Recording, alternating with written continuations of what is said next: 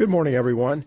This is our post-scrub briefing for the COTS demonstration flight, and here to talk about what happened during the last part of the countdown this morning is Gwen Shotwell, the president of SpaceX, and Alan Lindenmoyer, the manager for the NASA Commercial Crew and Cargo Program and the COTS program manager.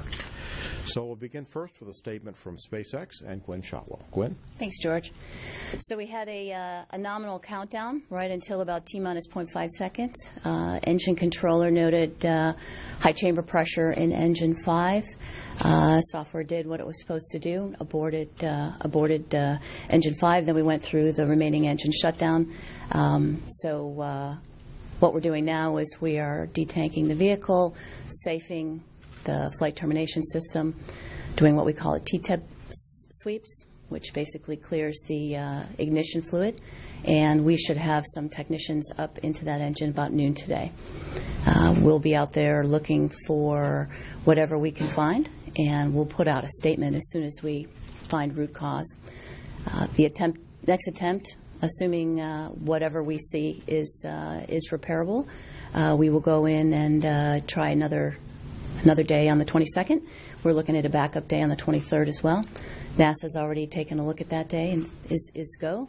We need to make sure the range is available, though. We don't currently have the 23rd with the range. All right, thanks, Gwen. Alan. Right. So we're looking at the additional launch opportunities. This 22nd, of course, looks good. That was pre-planned. The 23rd looks like it's a good date from the trajectory, and the station crew says they're ready to support. So we believe we'll have a good day on the 23rd, and then there's a couple days after that look like it's a good phasing period. So we're ready to support when SpaceX is ready to go. All right. We'll take some questions now. Please be sure to give your name and affiliation when you get the microphone. And we'll start here in the front with Marcia. Marcia Dunn, Associated Press for Ms. Shotwell. I think you said it in your opening remark, but when did the clock actually stop? When was the abort actually called precisely? T-minus 0.5 seconds.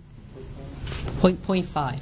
Half a second left, and at that, up until that point, all 9 engines were firing as they were supposed to. Engine 5 was trending high, okay. But it hit the abort limit at T-minus 0.5. Okay, great. Thank you. All other engines were right on. Yep. We've compared this data to the static fire data as well, and that's one of the reasons why we aborted. It was out of family from static fire. Was there anything funny seen on number 5 during the test firing? Nope. No, nothing. It was rock solid. All right. All right, right here.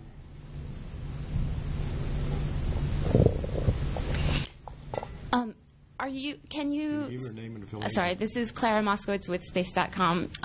Is it still possible that it was a sensor failure, or was it definitely an over-high pressure in that engine? This does not look like a sensor failure. And is this at all similar to any of the other glitches you've experienced in other countdowns before? I'm sure we've seen this in engine testing. I don't recall whether we saw this during a static fire or on the pad for flight. Okay, right here. Sawyer Rosenstein for Talking Space. I was wondering if this were to occur during launch, how many engines can fail for it to still achieve success? And yes. It depends on the phase of flight. We need to lift off with all 9, which is why we aborted. You can lose, I believe, up to 2 engines, and still make your mission, just not at liftoff. And the software all worked according to plan for the cutoff? We cannot blame the software guys for this one. All right, let's come over here and go to the back here. David. Oh, that's all right. Good. Brendan McGarry, Bloomberg News. How many times have you aborted at this moment or this juncture? I know this was the 3rd attempted launch of the Falcon 9. Did the 1 and 2 also have a similar abort? I believe we aborted with PC pressure high on engine 5 during flight 1, actually, but we had the ability to recycle and fly. You couldn't this time because of the window? That's correct. That's correct. Okay, in the back. David Hirsch with NHK. A quick yes/no, and then a follow-up substantive question. On the May 22, possible May 23rd date you're giving, that's pending the techs going to the pad and finding out what happened, I'm assuming. Correct. There's a note from Elon earlier that says slightly high combustion chamber pressure, engine 5, will adjust limits for countdown in a few days. How did we reconcile that information with what you're saying? Well, that was early data. A further analysis of the data that we were able to snatch and take a look at. Looks like it's something we want to go in and inspect. And finally, obviously, today or maybe tomorrow we'll wake up and there'll be a lot of characterization of this as being potentially even a failure. And I wonder, as someone who's kind of leading the trend here for commercial cargo and potentially commercial crew, how would you react to those sorts of statements? Yeah, this is not a failure. We aborted with purpose. It would be a failure if we were to have lifted off with an engine trending in this direction. Ken? Hi, Ken Kramer, Spaceflight Magazine for Gwen. If you had to change the engine, how long would that take? What would that involve? That would take a couple of days.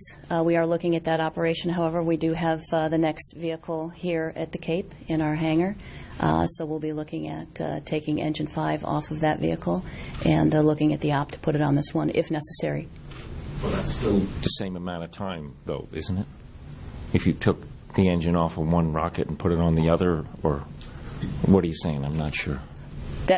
That's a more detailed operation than repairing or just clearing this particular engine. But we're looking at doing that if necessary. Thanks.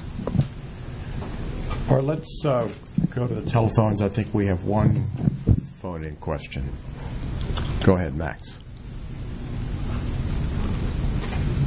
Questions were already answered. Thank you very much. All right, thank you. Any further questions here? All right, let's go here to Jay Barbary. Jay Barbary, NBC. Mrs. Shotwell, is 23rd launch time, would that be 3:21 a.m.? And could you tell us at what time, what part after the launch, how many plus seconds would it be that you could continue flying with, say, 8 engines and then 7 engines?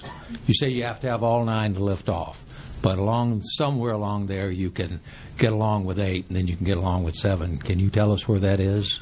I can't tell you right now, Jay, but I'll get back with you on that. Launch time for the 23rd? That's correct. Launch time on the 22nd is 3:44, and we take off about 20 minutes each day. So 3:21, is that right? I think it's 23, is that correct? 3:21 a.m.? Do you have it? I don't have it with me, but it's approximately the right time frame. All right, thank you. All right. James, you have a question, James? Okay. All right, right here. Jason Potter with Wired. Can you just clarify again, were all 9 engines, did the ignition begin for all 9 engines, and that was the flash we saw? And that is correct. We had nominal ignition for all 9, and all engines, with the exception of engine 5, trended nominally. Engine 5 started fine and then started trending high chamber pressure, excuse me. All right. Any further questions? All right, one right here in the front. James Hutton with the Valencia Voice. I'm just curious, since it came down to 0.5 seconds before the launch, did the rocket lift off at all? Like, did it raise at all, or just stay down? No. Okay. We hold the vehicle down with purpose to watch for this exact issue. You want, just like a pilot at the end of a runway revs the engines and looks at the gauges. We were revving the engines, we were looking at the gauges, and we decided not to fly. Okay, Irene, do you have a question? Thanks. Irene Klotz with Reuters for Gwen. I know it's kind of early for rocket school, but typically what sorts of things might cause this kind of high-pressure reading? Thanks. High pressure coming from high temperatures, which is likely low fuel in the combustion. What would cause that? Well, if the valve wasn't opened, although I was able to check that before I came over. It looks like the fuel pre-valve was fully open. So now we're just going to have to go in and spend a little bit more time looking at the data. Mark Ratterman with Talking Space. Is the inspection you talk about doing later today, is that a visual? Is that involve disassembly? How complicated is that inspection of that engine? We can, we'll do a visual, obviously, up in the chamber, look at the fuel ring and the pintle tip. I believe we'll probably bore scope the pump as well. We'll only disassemble if we have to. Okay, another question right here. Yeah, just because it sounds like there was a similarity to this on the first attempt of the Falcon 9. Do you get a sense that there is a pattern there, that it is the valve, or that there's some kind of similarity between what happened on an earlier mission? On Flight 1, I don't believe the engine was trending quite the way this one was. We had a narrower abort on Flight 1. Okay, Marcia, you have a follow-up?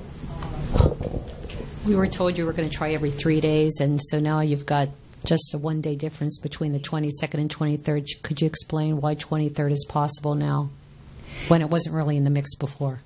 I did talk about the 23rd as an opportunity yesterday. In general, we have very good opportunities every 3 days, but it really depends on the trajectory of the International Space Station. I am not an orbit analyst, so I can't help you much more than that, but I'll try to follow up with you. Mm-hmm. Okay, James Dean. James Dean with Florida Today. Is the engine swap out, if you determine that's necessary, the only thing that would force you to roll back into the hangar? Or if you do have to roll into the hangar, does that determine your next earliest opportunity? Could you still get off on the 22nd, or would that push you to a certain number of days? We should be able to roll back into the hangar and get back to the 22nd. I don't want to speculate on what would cause us to do that or not. I just don't have enough data. We wanted to come here as quickly as we can and get you the information we had. But no, we can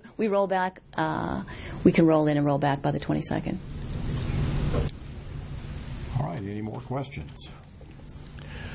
All right, in that event, we did get an update from Houston. If we launch on the 23rd, our launch time would be 3:22. So that means on the 22nd, 3:44, and the 23rd, 3:22.